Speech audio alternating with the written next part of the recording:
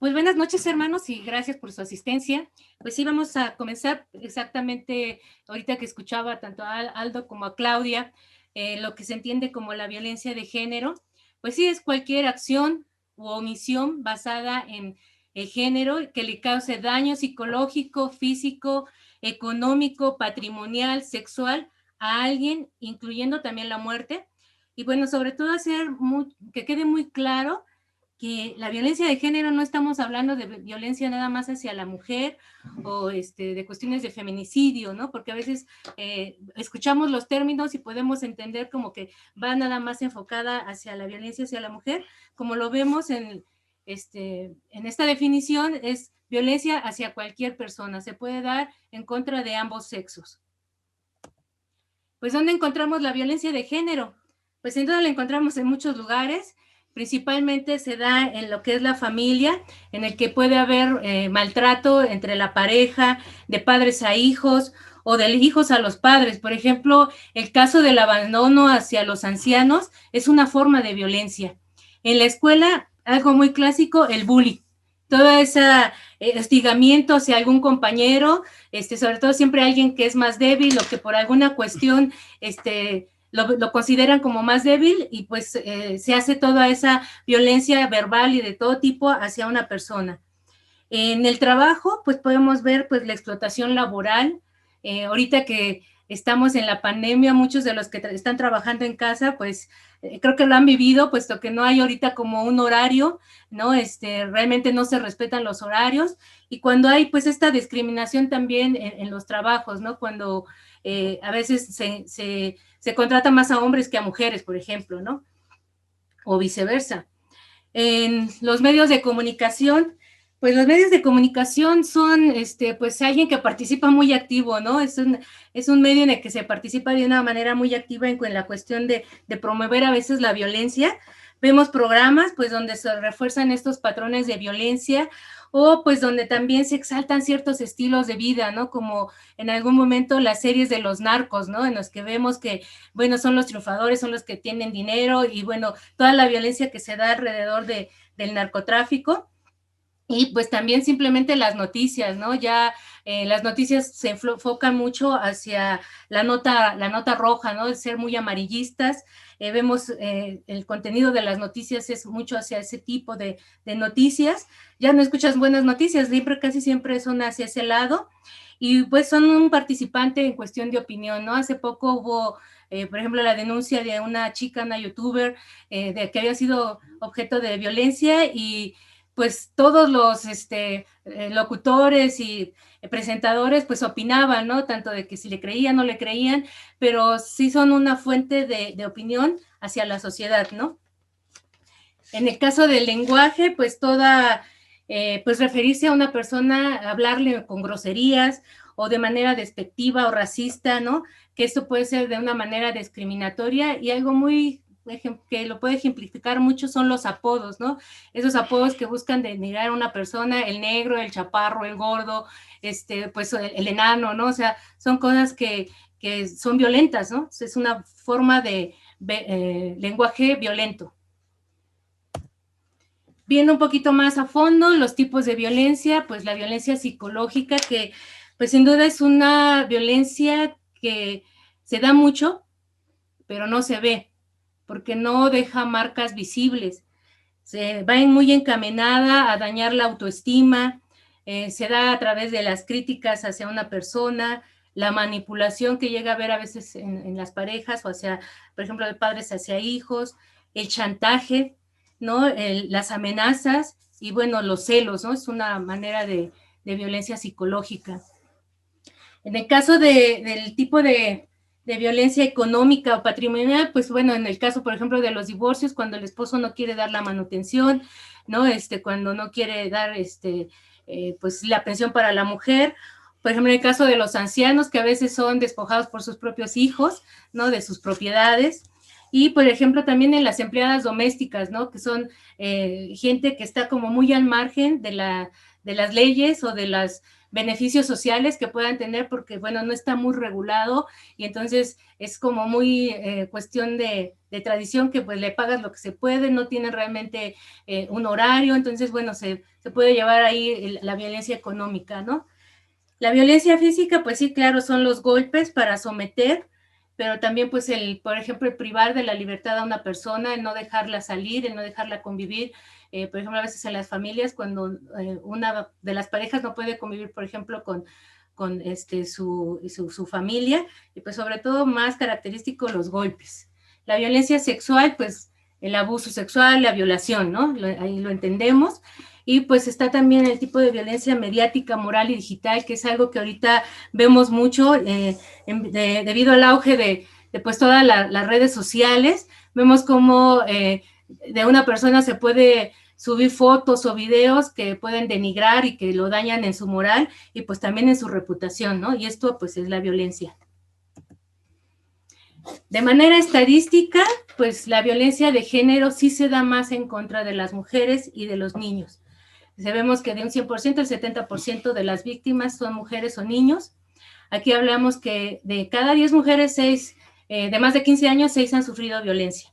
De 4 mujeres, de cada 10 mujeres, 4 que son mayores de 15 años han sufrido violencia por parte de su pareja. Por eso es que nos vamos a enfocar ahorita un poquito más a hablar hacia la violencia hacia la mujer. Y bueno, ¿por qué se da esta violencia hacia la mujer y hacia los niños?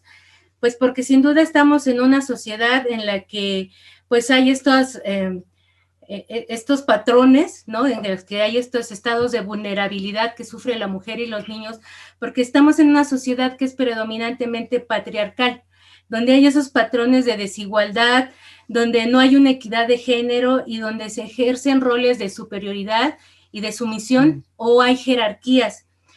El sistema patriarcal es cuando el sistema en el que el hombre es el jefe de la familia o de la comunidad. Él es el que tiene la autoridad y él es el que ejerce la autoridad. Él es, por ejemplo, cuando vemos que el hombre lo consideramos que es el proveedor, que es el que tiene que procurar. Y, por ejemplo, podemos ver que a la hora de comer las familias, es muy clásico ver que al esposo o al padre de familia es al primero que se le sirve, es al que se le da el pedazo más grande de carne, ¿no? Se le da mejor alimentación, es el que puede repetir, ¿no? Otra vez el plato. Y pues los últimos en servirse son las mujeres y los niños. Pero cuando hay estas situaciones, a veces también pasa que no nada más al esposo, sino las mujeres o las hermanas tienen que servir a los hombres, ¿no? Entonces, bueno, es un ejemplo nada más de lo que en la sociedad se da como este sistema patriarcal. Y pues vamos a hablar, ya Mario les va a comentar un poquito más de lo que es en la iglesia. Bien, muchas gracias, Elia. Hemos visto de manera conceptual, de manera breve, lo que es la violencia de género, dónde se genera, dónde la encontramos. Y ahora vamos a hacer una recapitulación a lo largo de la historia. Vamos a preguntarnos, ¿en la iglesia existe violencia de género? Vamos a responderlo, pero antes vamos a enseñar a través de la historia. Uno de los factores que ha hecho que grupos radicales, feministas, actualmente agarren fuerza, tomen fuerza, es que han desvirtuado las escrituras. Y esto ha ocasionado que muchos creyentes crean que la violencia, la Biblia la tolera o la permite. Cuando leemos el Antiguo Testamento, pues sí, leemos pasajes en donde a la mujer se le humilla, se le denigra e incluso se le trata como moneda de cambio u objeto sexual. Vamos a mencionar estos pasajes. Estos pasajes, por no ser bien entendidos, han generado y permitido, haciendo vulnerables a las mujeres. Esta sociedad patriarcal, donde el patriarca, el hombre, el padre, manda.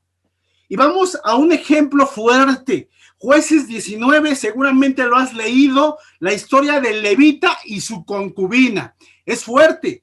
Por ejemplo, en el momento que más contentos estaban, unos hombres pervertidos de la ciudad rodearon la casa y empezaron a golpear la puerta y a decirle al anciano, dueño de la casa: saca al hombre que tienes de visita, queremos acostarnos con él.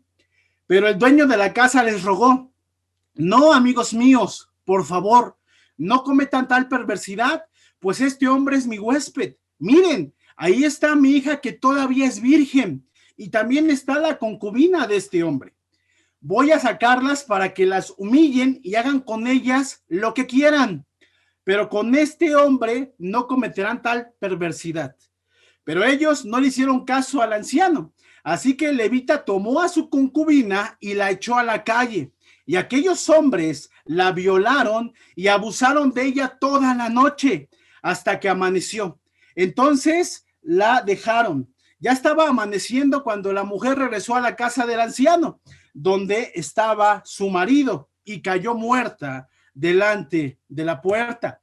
Cuando su marido se levantó y abrió la puerta para seguir su camino, se encontró a su concubina tendida ante el umbral de la puerta, con las manos sobre el umbral. Entonces le dijo: levántate y vámonos. Pero ella no respondió. Entonces él colocó el cadáver sobre su asno, un asno, y se puso en camino hacia su casa. Al llegar, tomó un cuchillo y descuartizó el cadáver de su concubina en 12 pedazos y los mandó por todo el territorio de Israel. Todos los que lo veían decían: desde que los israelitas salieron de Egipto, nunca se había visto nada semejante. Hay que pensar en esto y decidir lo que haremos al respecto. ¡Qué pasaje tan impresionante! Te horroriza ver que en la Biblia, el libro sagrado, vemos un pasaje donde un hombre pues decide que a su mujer la violen toda la noche y él duerme plácidamente. Dice la Biblia que cuando se levantó, pues todavía le dice: ya levántate, vámonos. Ya después se da cuenta que murió. ¿Qué quiere decir esto? ¿Que Dios, el Todopoderoso, permite la violencia hacia la mujer? No. Hay que entender algo y hay que saber leer la Biblia desde su contexto histórico, social y geográfico. Para empezar, Dios no permitió esto. De hecho, no lo autoriza. Lo que la Biblia cuenta como narrativa es lo que sucedió. Dios es santo. Él no tiene que ocultar lo que el hombre hizo. En este pasaje, cuando lo leas en tu casa, en ningún momento Dios se conecta con el hombre. Es el hombre el que decidió actuar.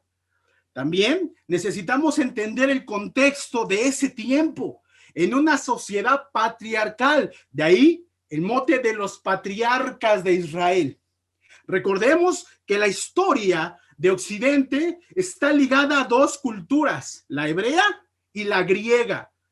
Entonces, el contexto de aquí, del Antiguo Testamento, geográficamente hablando, era que la mujer no tenía un valor, que la mujer en muchas ocasiones era peor o tenía menos valor que un animal. Pensaban: pues a la mujer la puedo sustituir por otra mujer, pero a este animal no, porque me ayuda en la carga. Y podemos ver muchas historias en la Biblia que, si no las entendemos desde su contexto, pues nos podemos, incluso como creyentes, equivocar y podemos caer en la mal interpretación, como han caído muchos grupos radicales actualmente. El patriarcado en la historia, Abraham, lo podemos leer en Génesis, pues él decide realmente con quién se va a casar su hijo, ¿no? Podemos ver a un Salomón que tuvo 1000 mujeres en Primera de Reyes, y podemos decir: entonces si Salomón lo hizo, entonces podemos tratar a las mujeres como objeto sexual.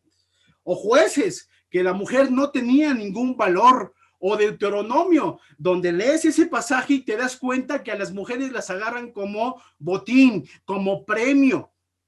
Por eso la importancia y la relevancia de la llegada de nuestro Señor Jesucristo. Jesucristo, y vamos a estudiarlo más adelante, fue el primer feminista. Jesucristo fue el primer varón, el primer líder social, espiritual, desde luego, que le dio un valor a la mujer. Pero hablando del Antiguo Testamento, sí, la mujer no tenía un valor, no era bien vista, pero siempre hacer hincapié que no es porque Dios así lo decidiera. Hay que leer los pasajes en su contexto y entender que fue que el hombre que abusó de esa fuerza que Dios le había dado. Y bueno, ¿por qué existe la violencia? Pues aquí Jesús nos contesta, ¿no? Aquí en Marcos 7, del 20 al 23, dice, ¿no? Jesús, lo que sale del hombre, eso sí lo hace impuro, porque de adentro, es decir, del corazón de los hombres, es de donde salen los malos pensamientos, la inmoralidad sexual, los robos, los asesinatos, los adulterios, la codicia, las maldades, el engaño, los vicios, la envidia, los chismes, el orgullo y la falta de juicio. Todas estas cosas malas salen de adentro del hombre o del corazón y hacen impuro al hombre. Como vemos, es pues parte de la naturaleza pecadora del hombre, de dónde viene esta violencia.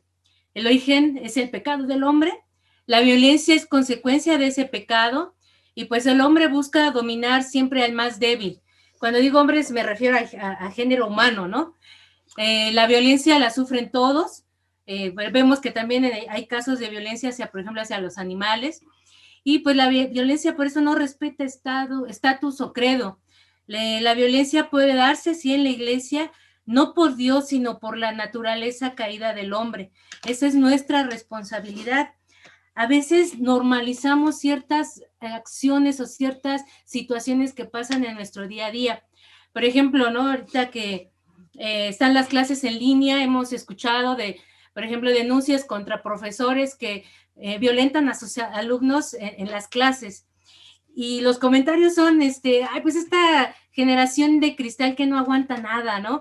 Porque pues a nosotros nos pegaban, nuestros profesores nos trataban mal, pero pues nosotros salimos adelante y gracias a eso, pues ahora podemos llevar una vida de adultos laborales en las que pues las condiciones del trabajo a veces son pesadas, pero pues nosotros aguantamos porque hemos, pues, podido superar toda esa violencia que a lo mejor tuvimos en nuestra infancia, y lo vemos como algo muy normal. Aún dentro de nuestra iglesia a veces, pues, ¿qué pasa cuando decimos, no, miramos hacia atrás y vemos, pues, no, antes el discipulado, ¿no? O sea, te planchaban, ¿no? Y hasta había como ese miedo en el discipulado, había frases como, eres basura, ¿no? Y creemos que, pues, eso nos ayudaba, ¿no? Y en ese entonces lo veíamos como algo muy normal. Sin duda ahora vemos que no es la manera, ¿no? Y pues sobre todo esa tenemos que evitar normalizar pues el abuso, ¿no? Esas dinámicas de poder que se dan en nuestras convivencias. Así es. Entonces, ¿qué podemos decir? La raíz de la violencia en las iglesias. Existen violencias en las iglesias, y lo comento en general porque tenemos gente de otras iglesias. Claro que existe violencia en las iglesias, ¿no? Hay veces, tal vez por no saber qué es violencia, pensamos que solamente se limita a que golpees a alguien. Ah, es que sí, insulto o maltrato psicológicamente a mi esposa, a la hermana, pero no le pego, entonces no soy violento, ¿no? Y ahorita lo vamos a ver. Entonces, 5 raíces por la cual la violencia existe dentro de la iglesia, ¿no? Primero, por la mala interpretación de las escrituras. Hombres, discípulos, que creen que por ser hombres tienen derecho a que las hermanas se sometan a ellos, mal interpretando esa escritura que dice, esposa, sométete a tu esposo. Es muy clara la escritura. Mujer, esposa, a su esposo, no a otro hermano porque sea varón. Pero hay hermanos que creen eso, que hermanas los tienen que servir o se tienen que someter a ellos por el simple hecho de ser hombres. Asignar roles. Otra cosa que es raíz para que exista la violencia es cuando tú asignas un rol a una mujer. Ah, tú eres mujer, entonces a ti te corresponde ser el apoyo. Y entiende apoyo, o muchos entienden apoyo como la que va a ir por el mandado, la que va a cocinar, la que va a preparar todo para que el líder de la charla o el hermano nada más llegue y dé la clase. Asignar roles. Pensar que porque eres hombre tienes que ser líder o servidor, y porque eres mujer tienes que servir a los hermanos, y no es así. Todos estamos llamados a servirnos unos a otros. También, desde luego, influye la cultura machista de nuestra parte geográfica. América Latina es machista, y si vivimos en una sociedad que es mayormente ¿no? Que es más grande que nuestra iglesia, evidentemente vamos a traer patrones de la familia, del trabajo y de la sociedad a la iglesia. Complejos. Cuando estamos acomplejados como hombres, pues una forma de sentirnos hombres o tener una posición, pues es querer someter a la fuerza a la hermana o al hermano débil. Y otro, pues los orígenes de cada persona. No es normal ser violento, pero también la violencia genera un círculo vicioso. El hermano adulto que hoy es violento, posiblemente su papá fue violento con él y su abuelo fue violento con su papá y el bisabuelo fue violento con el abuelo. Y así se cumple ese círculo vicioso que Jesús dijo que solamente a través de él se pueden romper estas cadenas, ¿no? Como también dice Pedro, esas cosas que heredamos sin sentido de nuestros antepasados. Y una de ellas es ver a la mujer de manera inferior hacia nosotros. Muy bien. Ahora, ¿qué son ejemplos de violencia? Más claros ni el agua. Los chistes, estos chistes de las feminazis. Yo he escuchado, hermanos, yo he cometido ese error, hermano, he estudiado y me he dado cuenta que soy violento o que era violento, ¿no? Hay veces, ¿por qué? Por mi ignorancia, ¿no? Estos chistes de feministas, ay, esa mana amargada, ¿no? El chantaje, ¿no? La ley de hielo, el humillar, el ofender, el prohibir, no te vistas, no hagas, los golpes, que es muy evidente, esos celos en los noviazgos, donde el hermano cuida mi corazón, mi novia, porque yo te veo con el otro hermano y me enojo. Yo tengo derecho a celarte. Los celos son normales cuando amas a alguien, pero cuando ya los controlas, buscas controlar, cuidado, tomar decisiones por ella, en los matrimonios, en los noviazgos, controlar el dinero. Hay veces, hay hombres que le quitan el dinero a sus mujeres, según los administran, pero se los quitan. Sentir que son de su propiedad cuando son novios. ¿Cuántos noviazgos nos ha tocado discipular? Hermanos que sienten el derecho por un noviazgo, que un noviazgo no es matrimonio, ella no puede ir, ella no va a ir porque yo no voy a ir. ¿Y cuántas veces hemos visto hermanas que no van a bodas porque el novio no puede ir? O no va a un determinado café o lugar porque el novio no puede ir. Revisar celulares, amistades, decirle cómo vestirse, es que estás coqueta, es que me haces luchar. Eso es violencia hacia la mujer. Y si hemos caído y somos humildes y sensibles, yo reconozco, hermanos, que he cometido violencia hacia mis hermanas. Y también quiero reconocer, pero eso no me exime, que era por mi ignorancia.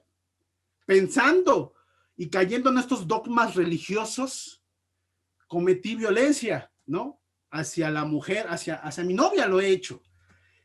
Hay veces no lo sabía, dijo, yo soy bueno, no le he pegado, no. Pero hay veces con actitudes, con acciones, podemos violentar. Y pues sí, como lo dice Mario, el poder identificar cómo estamos participando o qué hacemos también como iglesia para promover esta violencia.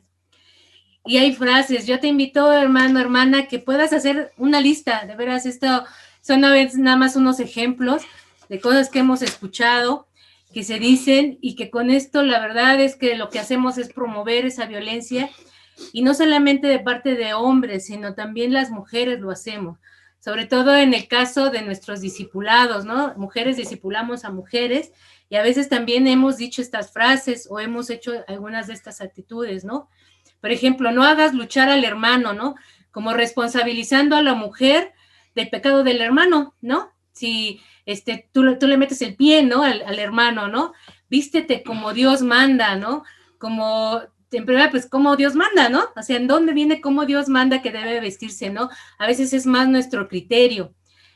Pues las hermanas no deben opinar, los hombres deciden, ¿no? En una reunión a veces no es bien visto que las hermanas opinen, ¿no? Las mujeres pues son la perdición, ¿no? Como el pecado entró por Eva, pues las mujeres son las que incitan a los hombres y bueno, son las que los llevan a pecar, ¿no?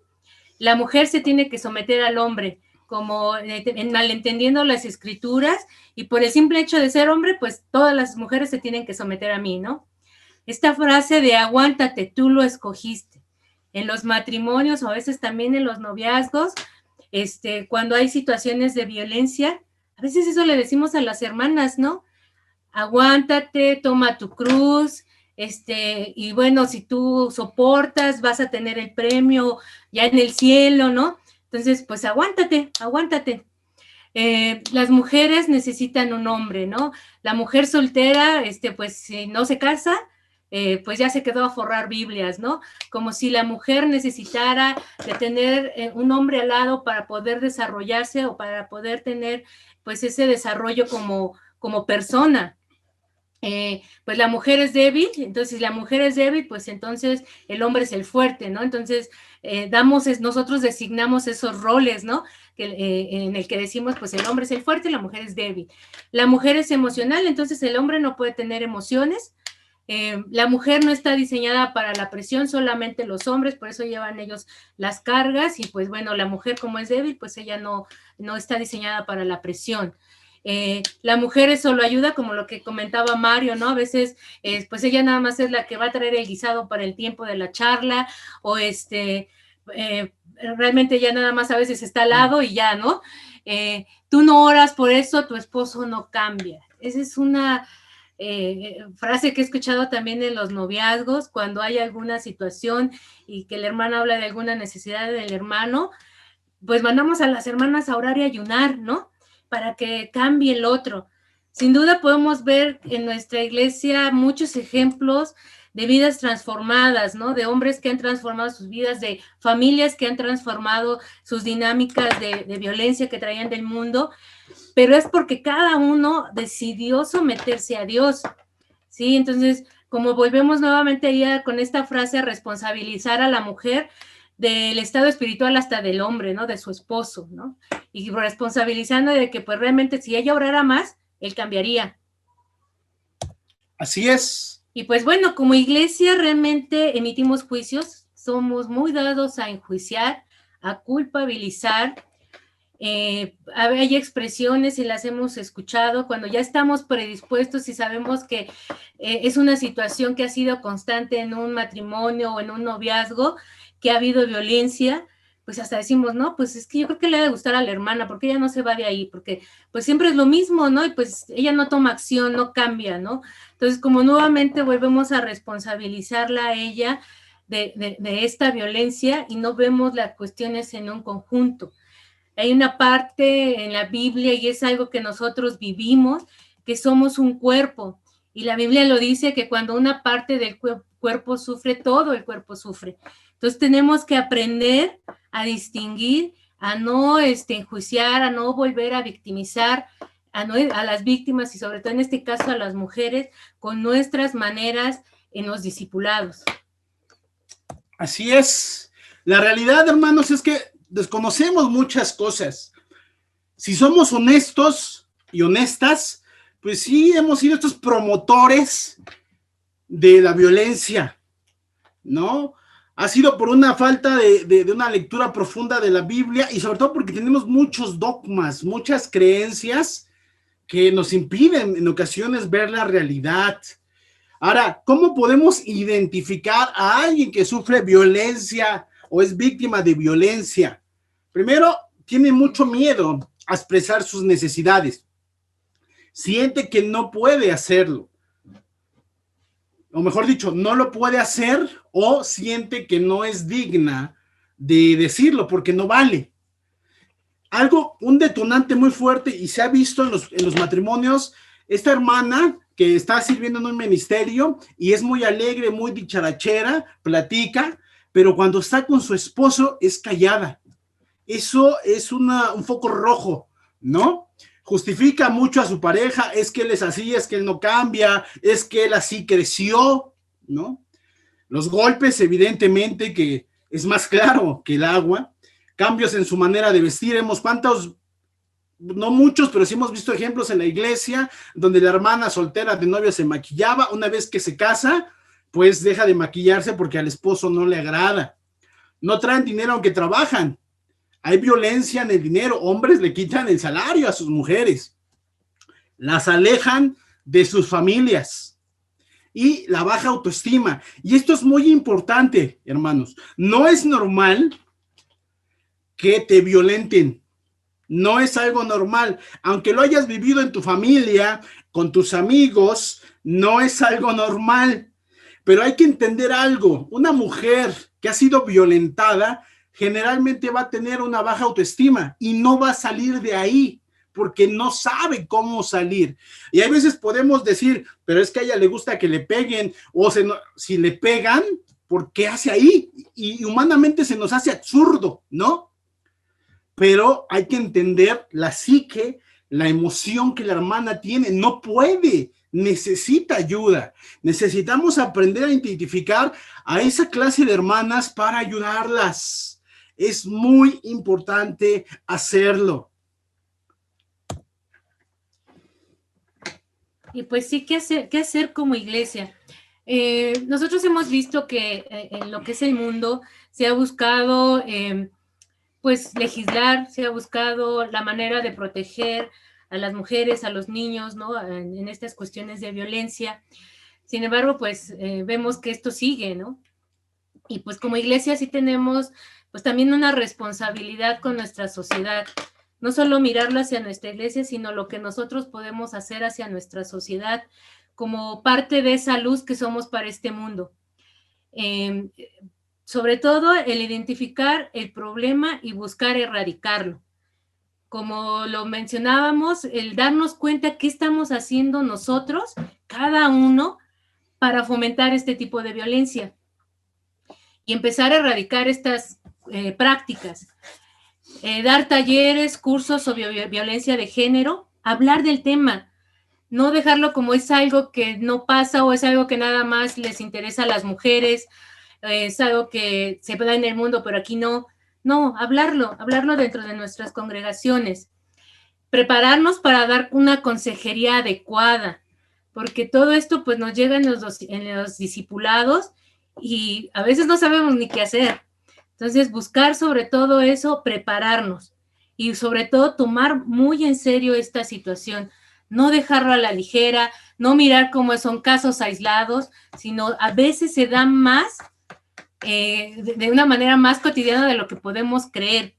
Yo tomé este taller de violencia intrafamiliar y había hermanos de otras congregaciones cristianas y me sorprendía, por ejemplo, en una iglesia, en la iglesia luterana, ellos tienen un grupo de apoyo para las mujeres que viven esta violencia en la familia y cualquier mujer, tanto de la congregación como de su comunidad alrededor, puede llegar ahí y pedir, por ejemplo, el apoyo legal, el apoyo psicológico y pues también se le da el apoyo espiritual.